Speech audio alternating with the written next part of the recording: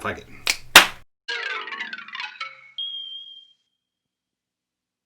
Welcome back to the Junkman, everybody. It's me, the Junkman, coming back at you.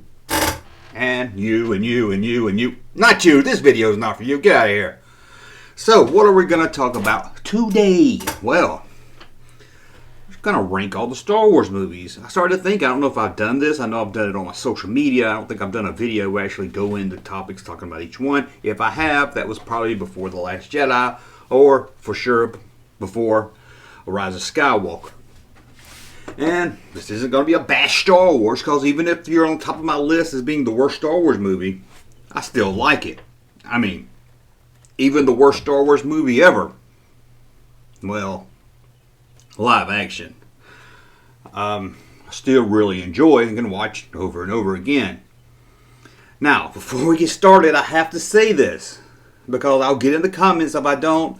Every time I rank my movies on Twitter, I get the comment from someone, what about the holiday special? Well, what about the Ewok movie, Battle for Endor?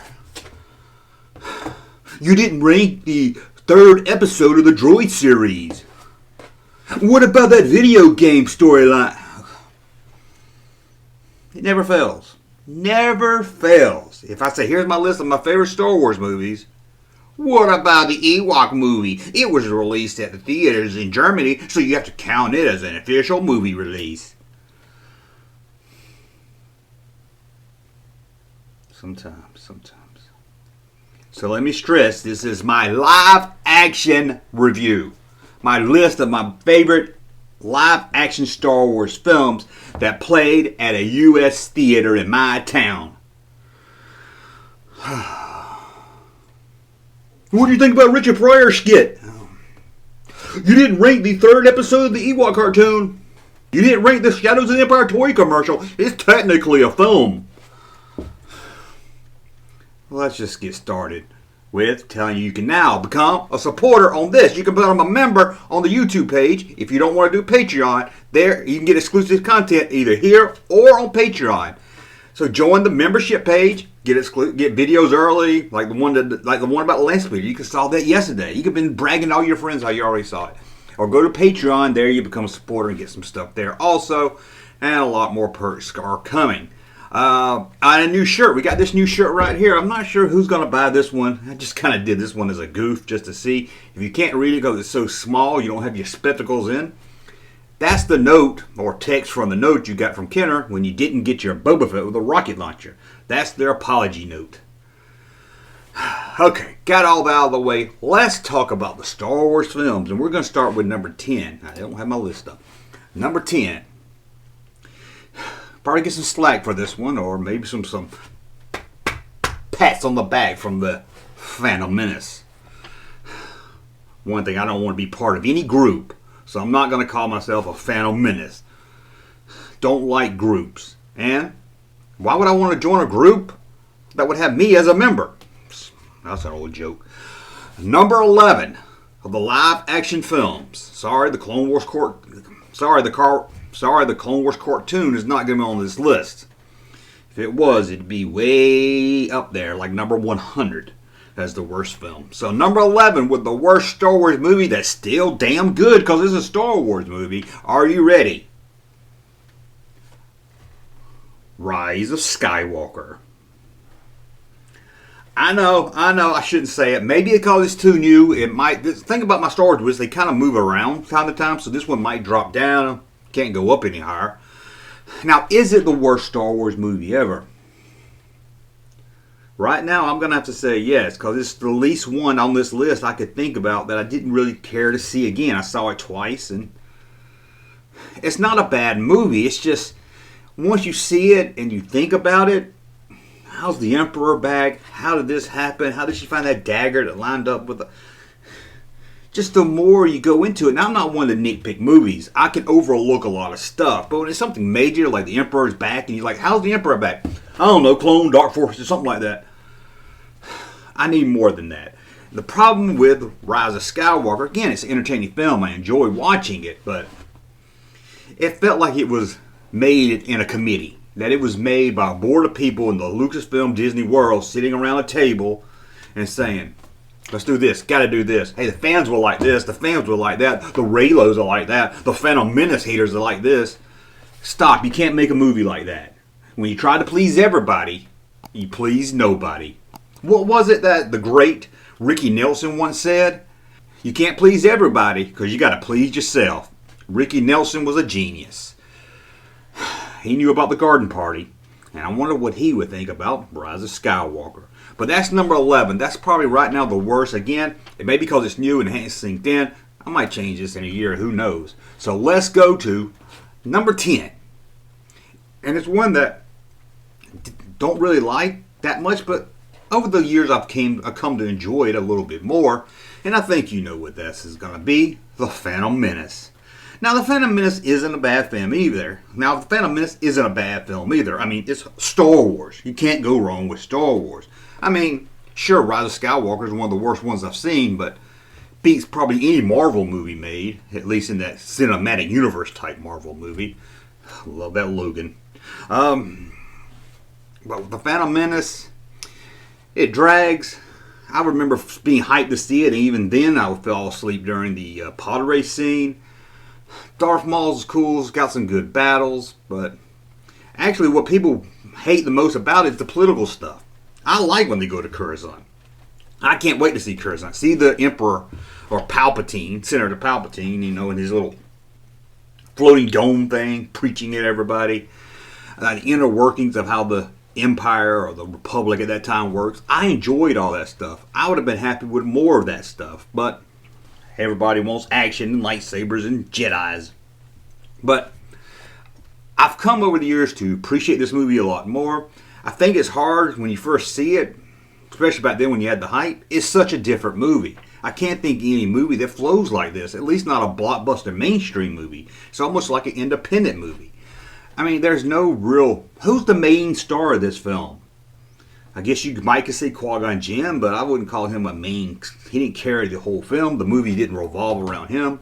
Maybe it revolved around Anakin, but Anakin didn't show up for, 20, 30 minutes into the film? And I wouldn't say he's the main lead. You know, it might be about him, but it has no real good story structure. So it's really hard to judge this movie. But I can just sit back and watch it for the pure fun of Star Wars or what it is. So we got that one out of the way, The Phantom Menace. And here's one that I really enjoyed at the theaters, and I couldn't believe it when I got online and found people bash this over and over again. Attack of the Clones. I really enjoyed this. There's some cheesy things in it, but what people nitpick and hate about this, I don't really hate. They complain about Anakin. Oh, he whines about sand. I hate sand. It gets everywhere. It's in my clothes. Well, you ever been to the beach? It does get everywhere. If I lived in a sandy place, I think I would be kind of upset also. And he flirts around with Padme, and yeah, it's corny and cheesy, but it's teen corny and cheesy. Think back when you were Anakin's age, that's probably how you would act if you fell in love with Natalie Portman. You know, you would say stupid, cheesy, corny stuff. But I guess my problem with it is there's no love there. It seemed like they just met each other again. Now, Anakin, of course, had a crush on her since he was little, so I can understand why he's still, but it's set up where Padme's kind of forgotten about Anakin. She's like, oh, you've always been that little kid from Tatooine. But then all of a sudden, she's just in love with him. She's ready to risk her life for him and, you know, cheat on the Republic or whatever, lie and get married at the end and not tell anybody for Anakin when there's really nothing there to cement that love, that this is the greatest love in the galaxy. I wish it had more of that. What else can I say about Attack of the Clones? It's got some good special effects that don't hold up as much today. I'm not big on special effects. I'd rather see a story than something blowing up. I don't like that scene where he jumps out and he's going through the city and he jumps out of his pod and flies down. It made it, or jumped out the window, then he jumped out. It just made everything too superhero type, and I didn't like that. You know, Jedi, for the original trilogy, never seemed... I mean, they could have superpowers, I guess, but it seemed like enhanced powers, maybe. Not just flying around and jumping off speeders and stuff. I don't know. But Attack of the Clones, I can watch it. It's not my favorite, of course. What we at now? The controversial number 8. This is the one where you go into your comment section. Dear Junkman, I hate you. I wish you would take that hat and shove it up your ass. Rogue One. Oh my God, did he just say Rogue One? Yes, he did. Rogue One. First, let's talk about you guys that love Rogue One, that overhype it, put it at number 1 or number 2 or 3 of the greatest Star Wars movies ever made. 90% of the people out there I ask, well, what did you like about Rogue One? What did you enjoy about it? Why do you like it so much? Has a cool battle at the end. You remember Darth Vader with his lightsaber? Okay, so you're telling me this 2.5-hour movie or whatever. At the very end, there's a cool battle scene in the last 40 minutes of it. And there's a cool 5-minute Darth Vader scene, if that long. And that makes you just love the movie. It's the best Star Wars movie ever because it has a cool ending. Just because Rogue One had you leaving the theater on a high note doesn't mean it's a great movie. There's no character development. I don't care about any of these characters. Think about when you first saw Star Wars, A New Hope, if you call it that. When you left the theater, you wanted to be Luke Skywalker. He was your hero. You loved Han Solo. He was so roguish. Princess Leia was so tough. Not only that, you could say, hey, I love Han Solo. I love Luke Skywalker. I love Princess Leia. You even knew Chewbacca, R2-3PO. When I left Rogue One, even after the third time seeing it, I would say, yeah, I like that girl that was like the rebel, Jyn Erso. Oh, how about that fake Han Solo guy? You had the Imperial guy that turned to join the rebels. You had the blind guy and the force sensitive guy or whatever. Yeah, I didn't know their names. I still don't know. I have to look them up. So it made no impact on me whatsoever. And then everything seems like it has to be explained. Jyn Erso, they show her she's little and she's about to get kidnapped. She runs and finds Saul. Is that his name? Saul Guerrero, the guy from Fast Times.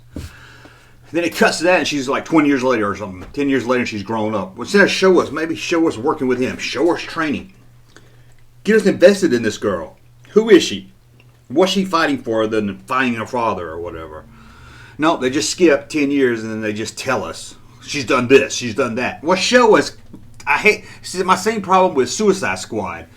They kept telling us what these people did. Don't tell me what people did in a movie. Show me what people do. They could easily took 10 to 15 minutes, showed her training with Saul, and I don't know. I just didn't care. I figured they would die coming up. Now everybody's like, they gotta die. I don't know why they had to die. I mean, you could always explain they were off doing something else, or they were off on their own calls, or they gave up on the rebels. But let's say, okay, we knew they had to die. That doesn't mean it's not going to be impactful at the end. There's plenty of movies out there where I knew going in the lead's going to die, but it still affected me. It still meant a lot. But here you have all the main characters dying in a 10-minute format. Just boom. Okay, your turn. Like they're going down the line, and you see, okay, he's dead. You're just waiting for it, and there's no emotional impact when the main star Jyn Erso dies. She's sitting on the beach with her fake Han Solo boyfriend, and they're looking at the sunset, and you're like, whatever. Didn't feel nothing. Should have been in tears in that movie. Should have been crying and be like, no, don't die, Jyn Erso. It's gonna be okay. Somebody go get the Molfins. Someone help her. But no. And Rogue One was the first one that after I saw it about 3 times, I thought, I think I'm done with this movie. At least for a few years. I'm done watching it. People pick on the Tarkin thing. I thought the Tarkin thing looked great. I was really amazed by it, so that doesn't take me out of the movie. I love the Vader scene, don't get me wrong, and I love the ending. But that leading up to the ending, that whole thing with that slug monster, it just kind of drags for me. So I can't just recommend Rogue One like everyone else can. Everyone else just loves this movie. And I don't hate it, it's just, I've seen it 3 times. And I think that was enough, at least for a long time. Even the prequels, I didn't really like Attack of the Clones or Phantom Menace, but I would go back and see them over and over again. I could just put them on in the background, and I couldn't just, if I put it on the background, if I put Phantom Menace on in the background and I'm doing something in the house, my mind focuses to the Phantom Menace, at least a lot of it, and I'm like, okay, that stuff can wait. Rogue One, put it on the background, I'd probably just go about my business, at least until the end when the battle and the Vader stuff starts. So that's my Rogue One. What are we at now? Number 7. The Last Jedi. This movie has been overly bashed. I mean, okay, it's not the best Star Wars movie. The whole casino thing is stupid and boring. It's could have been better. I can't really sit here and bash on it. People bash on Luke Skywalker. To me, I can understand. Luke Skywalker to me was always the type that would do anything for his friends. And when he thought he was bringing danger to his friends, he was making everything worse, he left. Because that was the best thing for his friends. And he tried to kill Kylo Ren, or Ben Solo. He didn't try to kill him. He didn't attempt to kill him. He would have killed him. Just changed his mind. He had a 2-second thought and changed his mind. You know, Luke Skywalker always been kind of a hothead, not doing what he should have been doing. Yoda told him not to go to Bespin, and he runs off and goes to Bespin. And he's always been a hothead. And I'm sure maybe he should have matured some. Yeah, I can see that argument, but I don't know. This movie's been overly bashed, but again, I can't really watch it that much over and over again because the whole casino thing's kind of dull. I don't mind the space chase thing. That was okay. Leia, Mary Poppins. My problem was that it just looks so bad and it just opens up a whole bunch of... What? You just do that when you say... What? So, let's get Last Jedi out of the way and get to what we had top 6. Solo. I really, really enjoy Solo. And it bums me out that so many people didn't go see Solo. And a lot of these same people, I want a Solo 2. Make Solo 2 happen. Well, what would have happened if you went to see it? But no. I didn't like the last movie, so I'm not going to go see this movie. Okay, I don't believe that boycott. That was some of it, but not most of it. No one does that. No one says, I didn't like the Avenger movie, so I'm not going to see Ant-Man. Come on. Solo was just a great fun movie.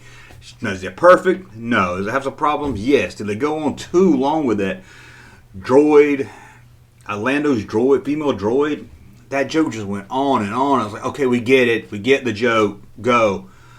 But other than that, I really enjoyed this movie. And the best of all, I took my son to see it, him and his friends, and they ate it up. They loved it. And that's what these movies are really technically made for. I know we can like them, but for kids to see it and enjoy it, and my son, who's a big Harrison Ford fan, left the theater and said, I didn't know Han Solo was so cool. I didn't know to be proud or disappointed. I mean, that Han Solo was pretty cool, but he's no Harrison Ford cool. Come on. So, Solo, I really enjoy. Number 5. A prequel has made it into the top 5, so you know what it is. Revenge of the Sith. Now, this one I enjoy more over time also, which is kind of like my theme for the prequels, but it has been a little overpraised, I think, sometimes because it has action, but the action is not what I love about this film. The saber battle between Obi-Wan and Anakin, which I waited since 1977 to see, wasn't all that thrilling. I mean, you got them standing there at one point, they're twirling their sabers around, not even hitting sabers, and it's built up so much in my head, I guess that's why, but it goes on so long. It's so long. I think it's like 4 hours long, that fight scene. So, but what makes this movie so great to me is Palpatine, especially him and Anakin interaction with each other. And I can remember leaving that theater, and even if I knew going into it Anakin was going to fall and go to the dark side, I can remember it screwing with my head for hours after I saw the movie. Like, Anakin, what's wrong with you? Why'd you do that? Anakin. Now, would I have liked to see a better fall or a more gradual fall than just him killing Mace Windu or helping in the death of Mace Windu and then turning, giving himself over to Palpatine so he can save Padme or whatever? Sure, there's a lot of stuff I have problems with this movie. The whole Padme death scene is kind of goofy. Although, ain't it weird? People's like, she can't die of a broken heart. People don't do that. Then Carrie Fisher dies, and like a week later, her mom dies of a broken heart. Kind of odd, isn't it? Yeah, just the Palpatine stuff, the Anakin fall, just makes this movie where I can rewatch it over and over again. Number 4. Ready? The Force Awakens. This is the best Star Wars movie since Return of the Jedi. This is the best movie outside the original trilogy. It's fun. It feels like Star Wars. It looks like Star Wars. I love this movie. And I can watch it over and over. Oh, it's just a remake. That's just a remake of A New Hope. Huh, I don't think it's a remake of A New Hope. They don't have the same story. Sure, they have similar beats. A lot of movies have similar beats. Look at Last Crusade and Indiana Jones, Raiders of the Lost Ark. Very similar beats. Not a remake. This isn't a remake. There's Han Solo. If this is a remake, who plays Han Solo in Force Awakens? Finn? It's not a remake. You can say it's a retelling. You can say a reimagining maybe, or it's just same beats maybe. I mean, you can sit there and look for any little thing, especially when it comes to the sequel. But no, this is not a remake. Stop saying it. You heard someone on YouTube say it, so now you're just going to keep saying it too. It's a remake. I saw the gamer kids say it was a remake. So it's a remake. I love this movie. And it's so bad because it set up so much for a new trilogy that I was kind of let down by the end of it. So we talked about The Force Awakens, and what else do we have? Number 3. We're talking the original trilogy here. Return of the Jedi. Now, as a kid, I loved this movie, or I guess as a teen, I loved this movie the most. People would tell me, Empire Strikes Back, A New Hope, best Star Wars. What? Are you crazy? What about Return of the Jedi? You have Luke Skywalker walking on that plank, and he jumps off, grabs his saber, and kicks ass. That was amazing. I remember seeing it in the theater, getting all so excited when he did that. It was like a pirate movie. It was amazing. I love that scene. Of course, the special editions came along and kind of ruined a lot. I try not to let the special editions ruin the movie for me, but that Jedi Rock stuff, everything else I can kind of overlook. But, Jedi Rock. Anyway, I love Return of the Jedi. I'm not going to sit and tell you the story about it, and I can't sit here and tell you what I don't like. I hate when I hear, but the Ewoks are in it. The Weeboks. The Ewoks were made to sell toys. Damn right they were made to sell toys, and I bought a damn lot of Ewoks. Nothing wrong with that. Ewoks are great. I love Ewoks. But they hit a stormtrooper on the head, and a stormtrooper has a helmet. Explain that, Junkman. Well, you can put on a stormtrooper helmet and let me throw a rock upside your head. Sure, you fall over also. Man, it's just a movie. But it showed that this little native band of Ewoks, this little no technology people, could take on the big empire. Who doesn't love that? And it's not like the Ewoks defeated the empire themselves. They had the help of the They had the help of the rebel crew on Endor. They had Han, Luke. Well, Luke left. They had Han, Leia, the whole rebel force. At least the ones on Endor. So it wasn't just like it was the Ewoks that saved the day. And then, without the battle up in the space with Lando and all the others, Wedge, Nignum, whatever you call him. And then you had Luke on the Death Star, which I guess out of all that, Luke probably did the least thing, didn't he? Think about it. If the Ewoks and the rebels and the ones in the space battle still did their purpose, it didn't matter if Luke turned bad or not, because the Death Star was going to blow up and they were all going to be dead anyway. Well, we thought they would, but then the Emperor just comes back because clones or Dark Force or something.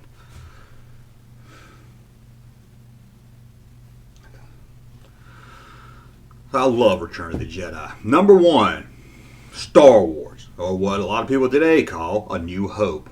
I mean, how can you not love this movie? It set up the whole thing of Star Wars. Without this movie, we wouldn't have Star Wars. I love it. Can't really sit here and nitpick or think anything bad about it. Now that I've seen it 1,138 times, it does start to drag a little bit at the beginning. I'm glad now Lucas didn't leave all that deleted stuff of Luke in the film, because it would have really brought the movie down. Although I would love to see it in a special edition. Director's cut would be kind of cool.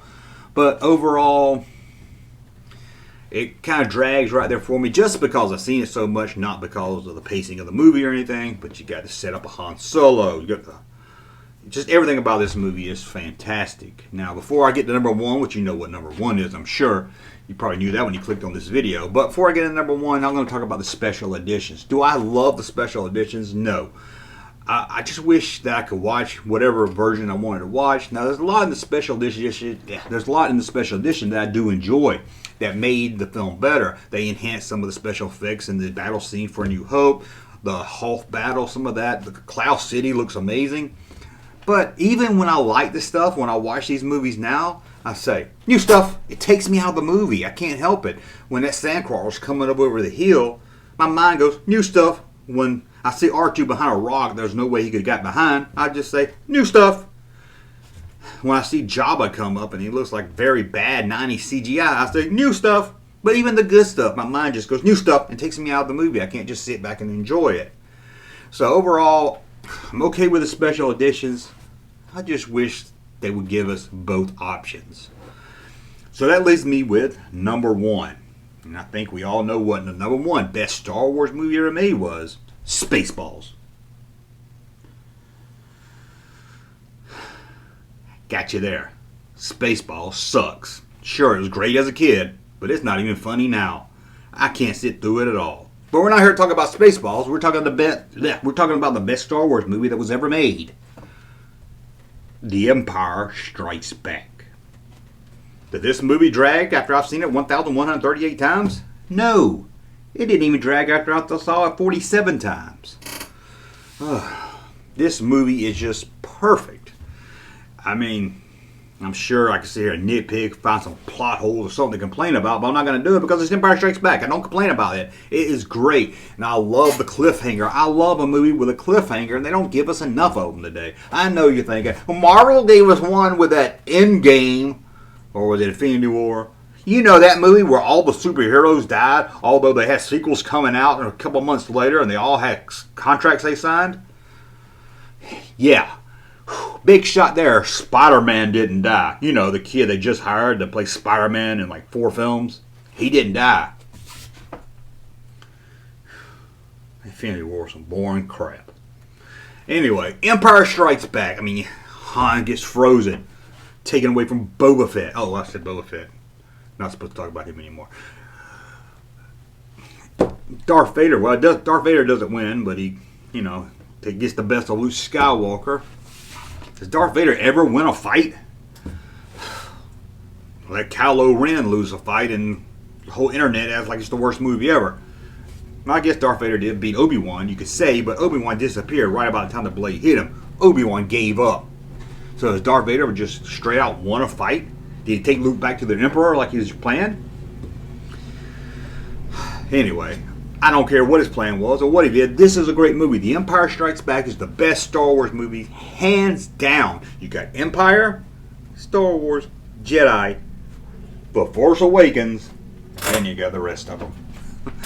Man, I love Empire Strikes. I can't speak enough about it, and it's been said. Almost every one of you guys are going to agree that the Empire is number one. Some of you may say, no, might be Rogue One. Some might even say Rise of Skywalker.